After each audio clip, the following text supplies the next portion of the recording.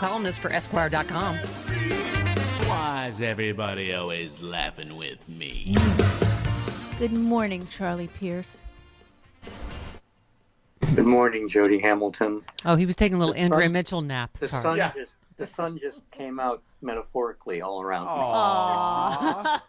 Oh, it's true. Someone on Twitter just said that Jody just makes everything. She lights it up and just She does.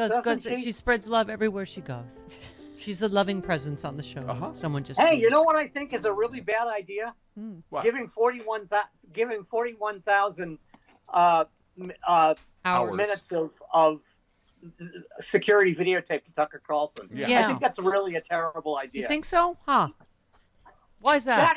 That is the most amazing piece of political and governmental malpractice I think I've ever heard of. Well, this brings us to every time we have. There's a can he do that? Isn't that our footage? Doesn't that belong to the people? I hope somebody with more than a law and order law degree is researching that question now. Yeah.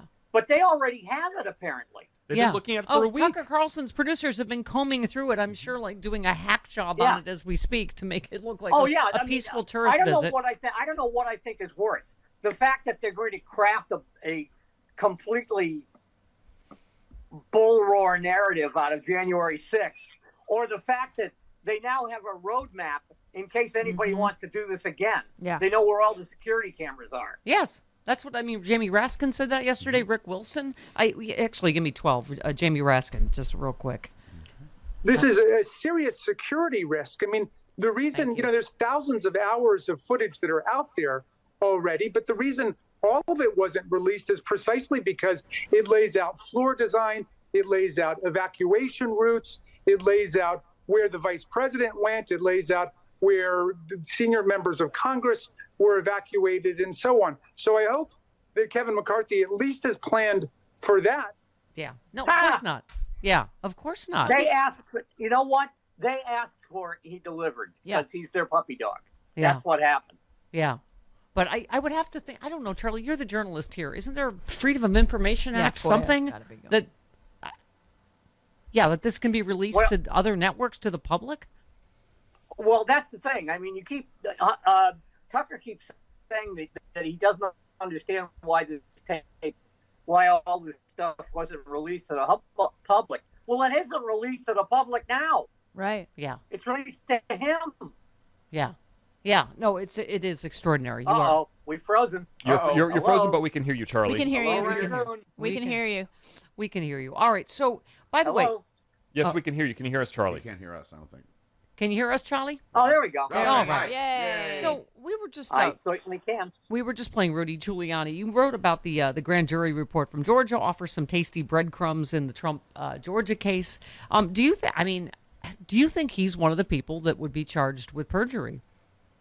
I think he might. To be honest with you, I think he might be as high as it goes, and that would be disappointing.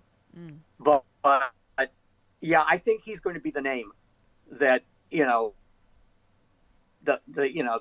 the name villain in that particular prosecution, at least for the moment, because he sounds guilty as hell. And by the way, he sounds like he's at death's door. He does. Yeah. And by the way, he also called the Secretary of the Treasury, Janet Yeltsin. I heard that too. I'm like, did she marry Boris Yeltsin? Confusing her with the former president of the Russian Federation. I thought I heard that too. Charlie, you wrote a piece, and this is the other thing I was saying. About 8 gallons of vodka short on that one. Yeah. So what makes this story all the more extraordinary about the footage given to Tucker Carlson is the Fox News story, right? And we were just talking, quoting Lawrence Tribe and others, saying Fox might lose without this even going to trial, is how slam dunk this is what they're saying from the volume of texts and emails admitting that they knew they were lying. Right. I mean, the trigger always in defamation lawsuits against obviously public entities like Fox News is the question of actual malice, which is quite clearly stated. If I remember my journalism 3 class at Marquette University, which was law of the press, you have to know what you're saying that's defamatory is false. Right. That's the definition of actual malice. And that seems to be a slam dunk at this point. Yeah, well, I mean, Jody, we were talking about the famous case with her mom, Carol Burnett, against the National Enquirer, and they didn't have this volume of just like flat out texts and emails. Right. Yeah, but just admitting that they know they're lying. That First Amendment doesn't cover that, does it? No, it does not. No, that's actual malice. That's libel.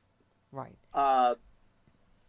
That's Yeah. that's the high bar that was set in the Sullivan decision. Yeah. That if you happen to be a public person, the person you're suing has to know what they're saying about you is false. It can't just be a bad opinion of you. Right. And these people knew what they were putting out to the country was false. And they knew what they were saying about Dominion was false, which is the most important question. Chris and Travis are taking notes right now, I notice. Because they, I'm just saying they have a lot of bad opinions of me.